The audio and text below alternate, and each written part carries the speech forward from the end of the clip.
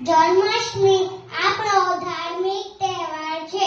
જન્માષ્ટમી એટલે ભગવાન શ્રી કૃષ્ણનો જન્મ દિવસ. તેમનો જન્મ શ્રાવણ આઠમની રાત્રે મથુરાની જેલમાં થયો હતો. તેમના પિતાનું નામ વસુદેવ, તેમની માતાનું નામ દેવકી. આ દિવસે ઘણી જગ્યાઓ પર મેળા પર ભરાય છે. લોકો મેળામાં જઈને ખૂબ જ આનંદ કરે છે. બાળકો પણ મેળામાં જઈને ખૂબ જ આનંદ કરે છે. આ દિવસે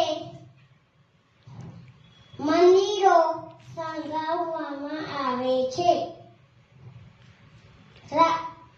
લોકો રાત્રે મંદિરોમાં જઈને ભજન કીર્તન કરે છે. જય શ્રી કૃષ્ણ.